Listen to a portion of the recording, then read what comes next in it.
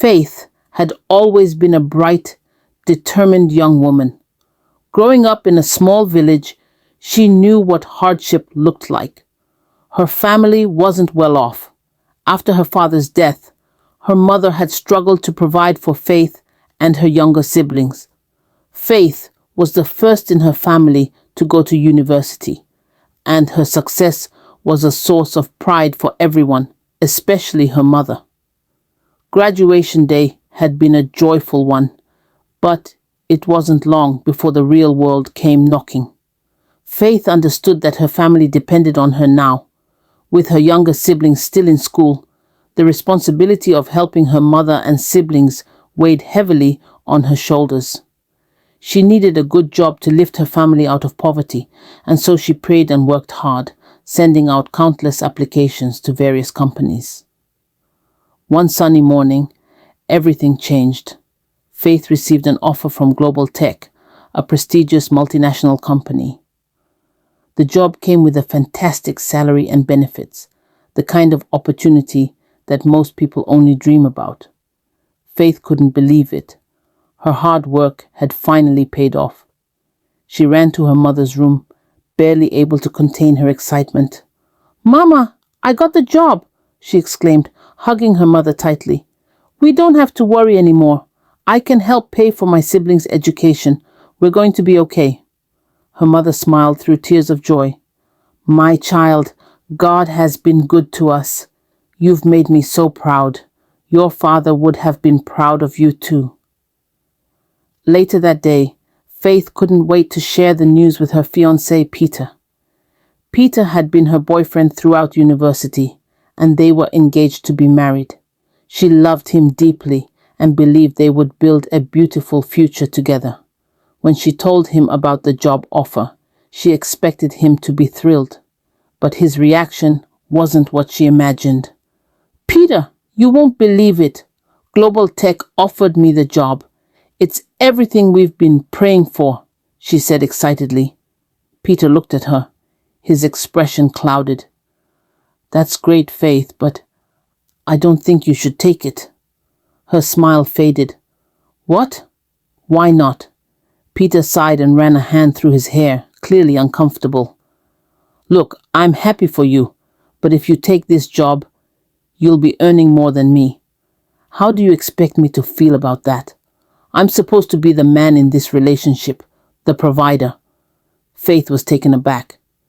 "Peter, this job is a blessing. It's not about who earns more. It's about building a future together. I've worked so hard for this." But Peter shook his head. "Faith, if you take that job, people will think I'm not in control. You'll start thinking you don't need me. A woman making more than her husband, that's not right."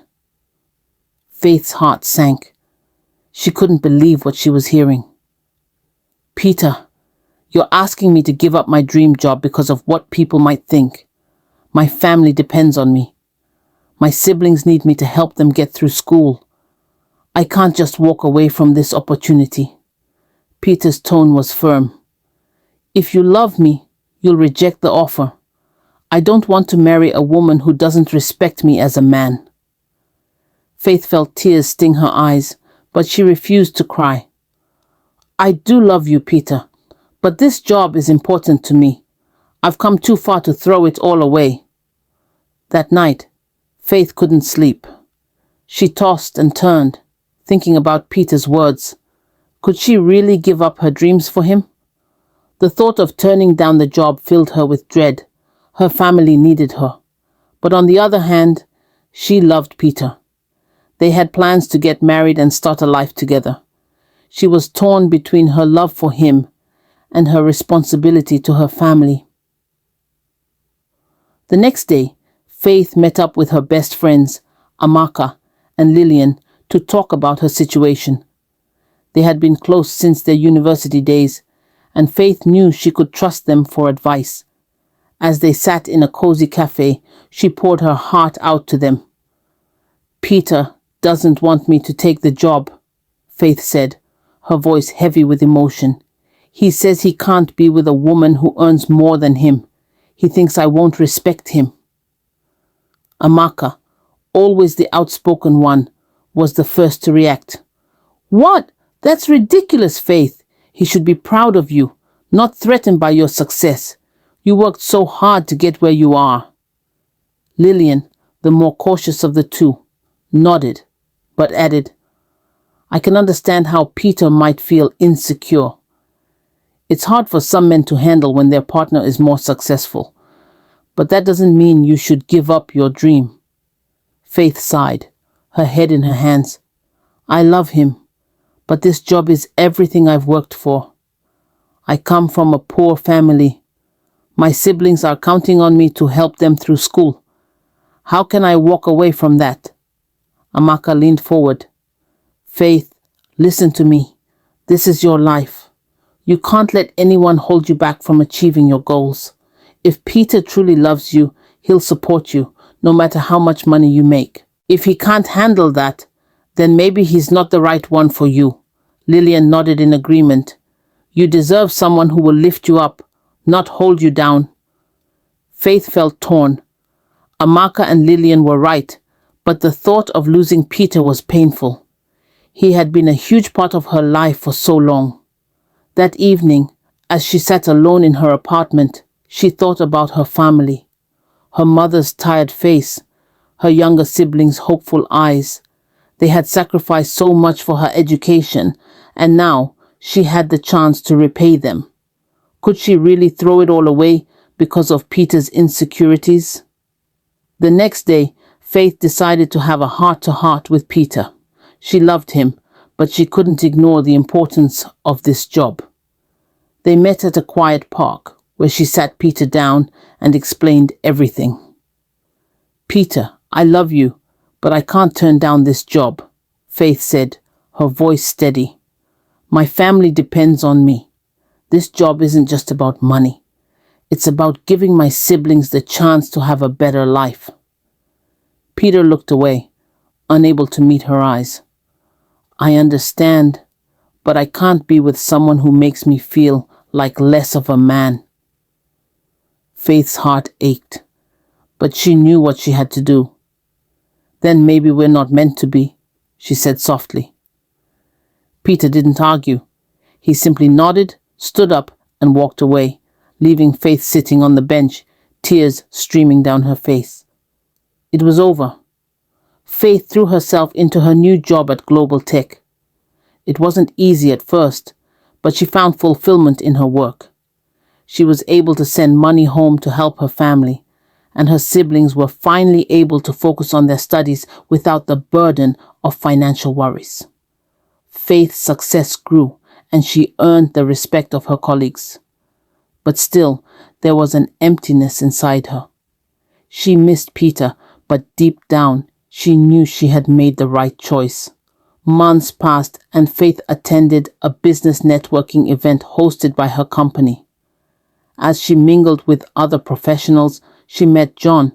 He was kind, intelligent, and confident, but most importantly, he wasn't threatened by her success. They struck up a conversation, and Faith found herself drawn to him. So, what drives you? John asked as they sat down for coffee after the event. Faith smiled. My family. I grew up poor, and I've always wanted to give my siblings a better life. That's why this job is so important to me. John nodded, clearly impressed. That's admirable. I respect that.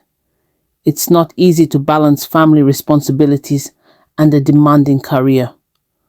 Over the next few months, Faith and John grew closer. He respected her ambition and supported her dreams. Unlike Peter, John wasn't threatened by Faith's success. Instead, he celebrated it.